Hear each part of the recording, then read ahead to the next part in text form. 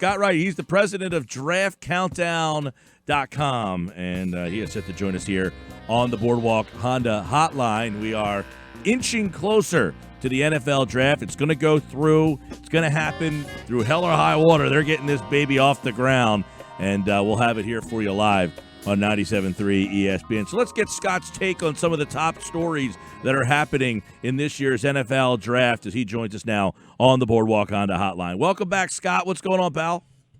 Good to be back. It's a fun, very strange time of the year, but at least we have a little sports to work with the NFL draft. Yeah, I mean, your event that you are covering, obviously, is at the top of the sports list right now, 13 days away. Let me ask you, how do you envision this all, being kind of aesthetically put on television? Do you think it's going to be something cool? Do you think it's going to be kind of clunky, awkward? Do you think this will go off without a hitch? What are you thinking about how this draft's going to go down?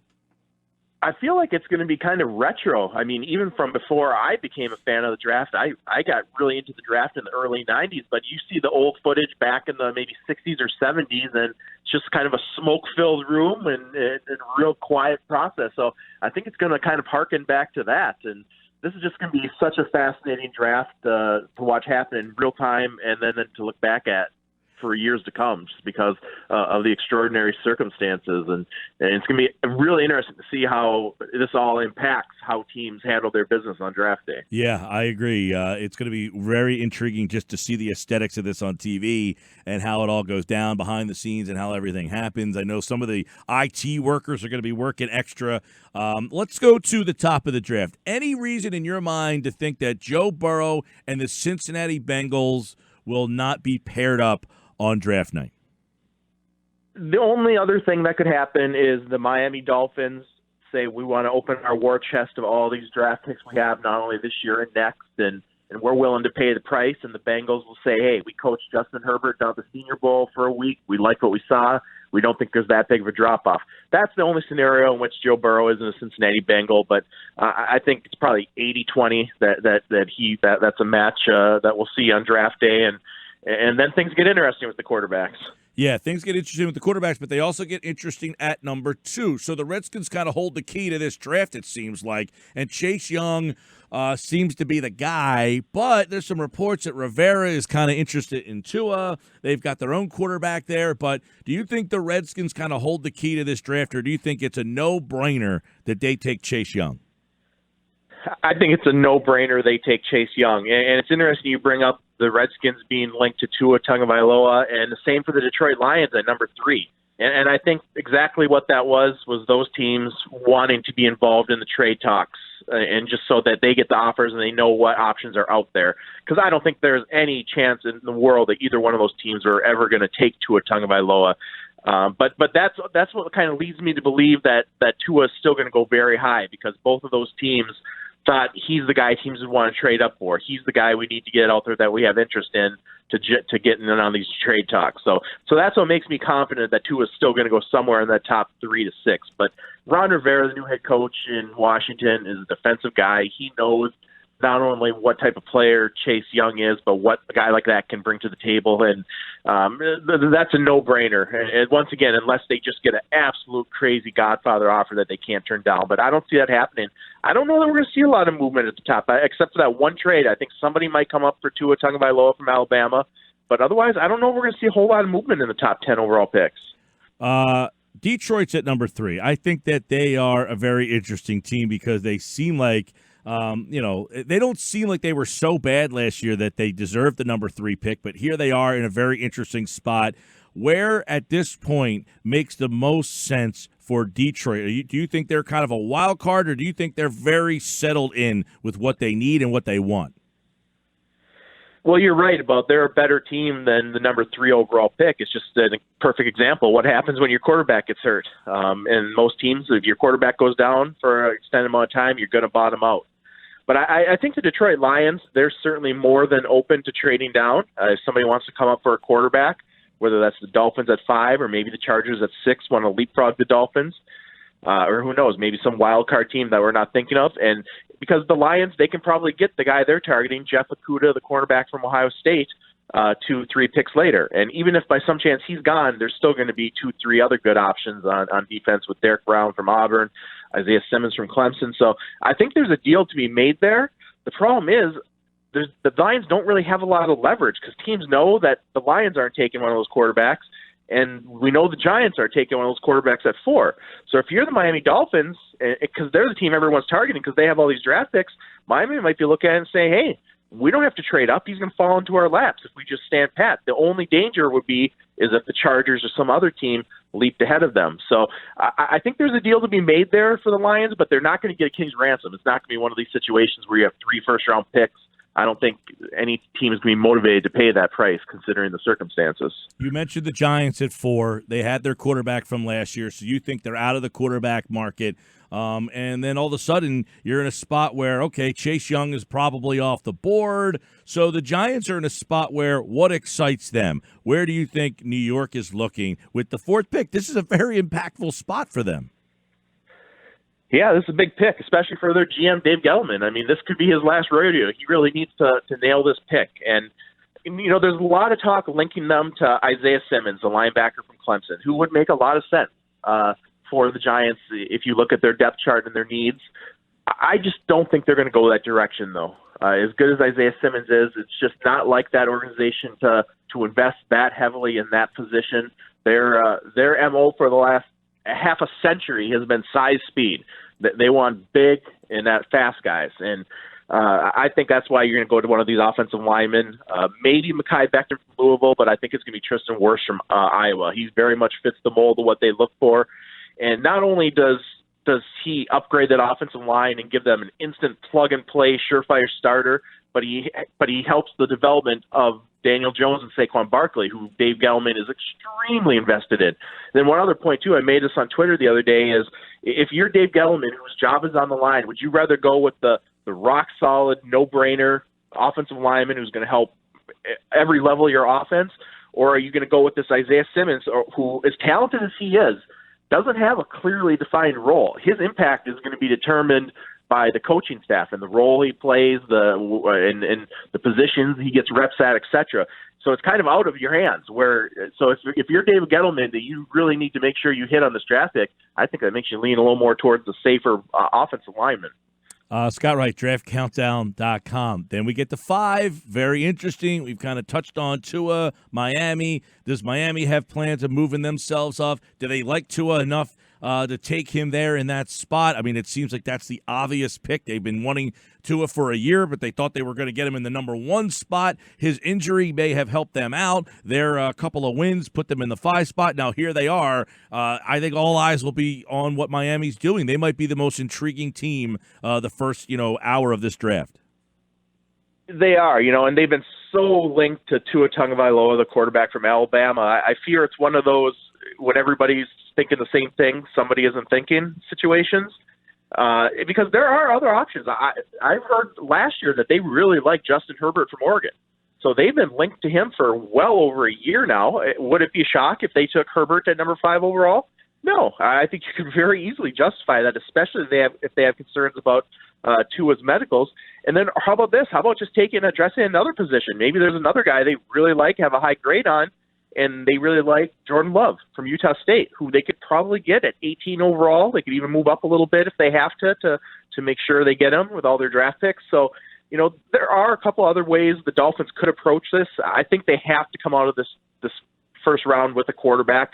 I don't think they can play it off another year, wait for trying to get Trevor Lawrence or Justin Fields or anything like that. So I think they have to come out with a quarterback, but it's just a matter of how they approach it. And if they believe in Tua, they should just pay whatever it takes to go up to 3 to get him, because at the end of the day, if you get a good starting quarterback, none of that other stuff matters. And so much focus has been on the negative with Tua now for the last 3, 4, 5 months or however long it's been, but you got to remember, this guy's a really good player. I mean, it would be a 1A, 1B situation with him and Joe Burrow if he was healthy. And the fact that Tua's still going to go in the top 3 to 5 with all those concerns and red flags, I think speaks volumes about how good of a prospect he is. So whoever, if it's the Dolphins or Chargers, I would say if you believe in Tua, go get your guy. Now, let me ask you, Scott, where was Tua on your quarterback list, and has he changed since the injury?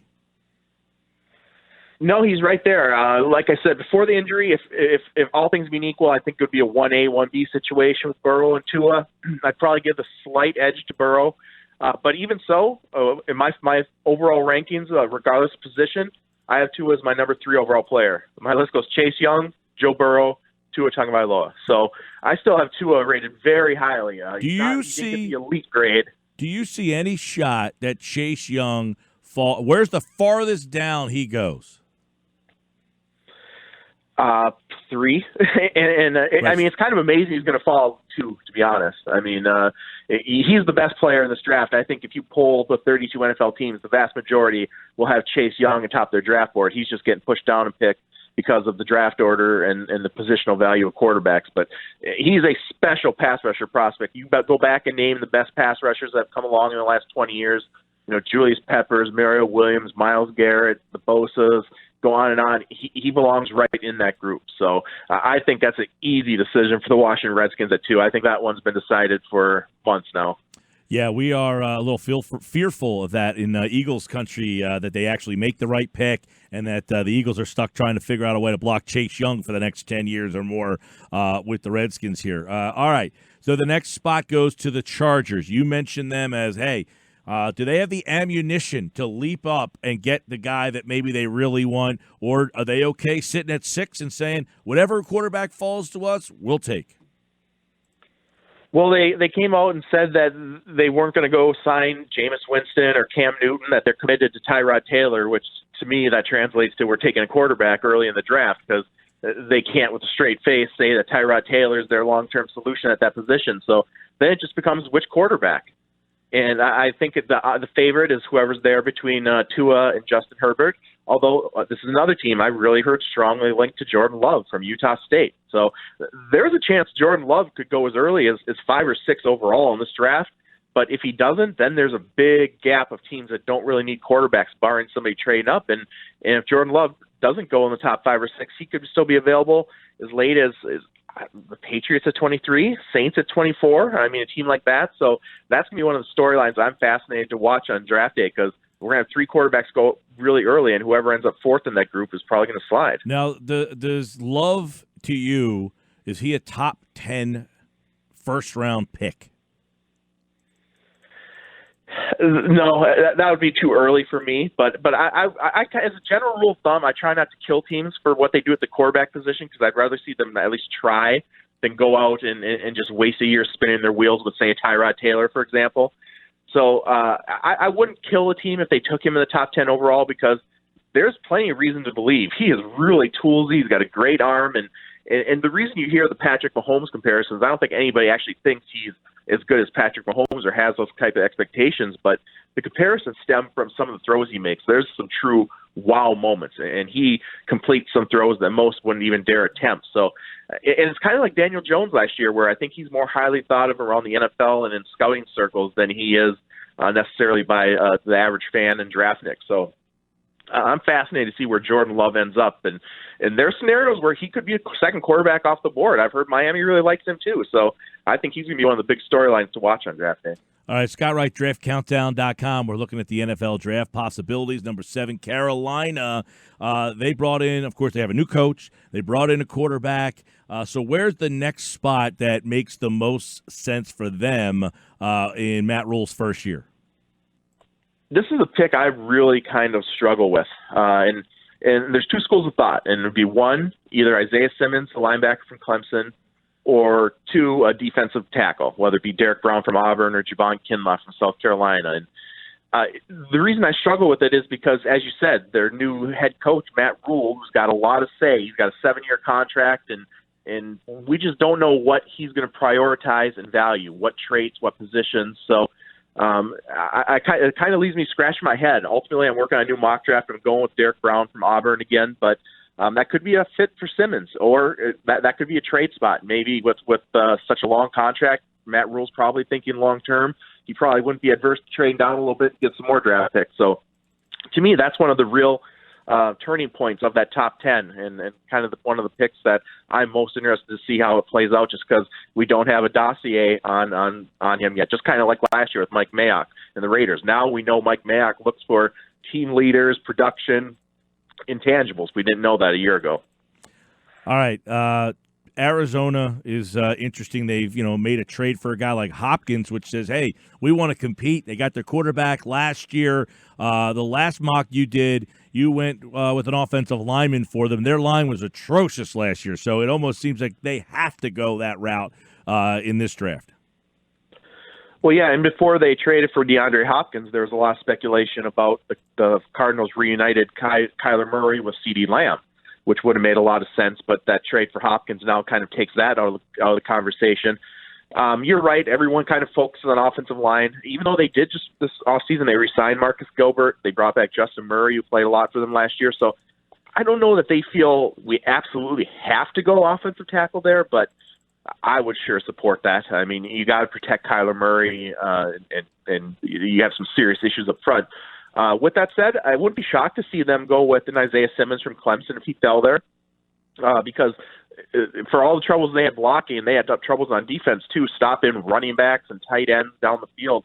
They just got eaten alive by those types of guys, and Isaiah Simmons would solve that in an instant. So if Simmons is there, I think that's a scenario where I could see them going somewhere other than offensive line. Otherwise, I think probably best offensive lineman. All right, and don't be surprised if it's Andrew Thomas from Georgia, who's another guy who's more highly thought of in league circles. He doesn't have a lot of buzz right now, but there's a chance he could be the first or second tackle off the board. Now, Isaiah Simmons' name we have not talked a whole heck of a lot about. I've seen a lot of people liking him go to the Giants. You mentioned why you don't like that pick here. What about Jacksonville for Simmons? That would make a lot of sense. It would be great value, and certainly would make a lot of sense. And Isaiah Simmons is just – he's so unique. He's just a jack of all trades that can help all three levels of a defense. He can play linebacker, he can play safety, he can play outside corner, he can play slot corner, he can rush off the edge. I kind of worry with him, though, the same thing I worry about with like gadget players on offense with the Tavon Austin. You always hear, oh, we're going to get creative. We got so many plans for how we're going to use this guy, and we're going to get him in space. We're going to throw him the ball. We're going to hand it off. Then they never do it. It never ends up happening. And that's kind of what I worry about with Isaiah Simmons. I hope he lands with an organization that will kind of think out of the box and use him to the most of his ability. But he's going to go somewhere in that top 10. I think Jacksonville at 9 is probably his floor. But ultimately, if Simmons is gone, I think they go in one of those defensive tackles, whether it's Derek Brown from Auburn or Javon Kinlaw from South Carolina. And I tell you what, if they get either Derek Brown or Isaiah Simmons at number 9, that will be every bit as much of a steal as last year when they got Josh Allen at number 7 when he unexpectedly fell into their lap. All right, let's look at the last of the top 10 here and go with Cleveland, who obviously didn't think they'd be was hoping not to have to pick this high, but here they are yet again. And I find it interesting. Your last mock draft, which, full disclosure, was a couple of weeks ago. Things have probably changed, but all these great wide receivers, none of them in the top 10 so far. No, for as great as this wide receiver class is, there isn't a Calvin Johnson, an A.J. Green, or Julio Jones.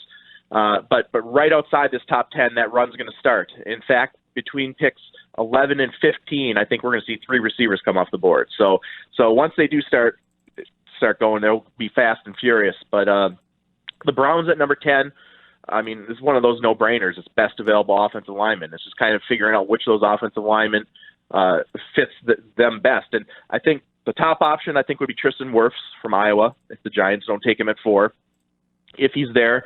But otherwise, I think option 2 might be Andrew Thomas from Georgia, who's a more of a left tackle, which is what the Browns need, and who's checks out very highly on the analytics.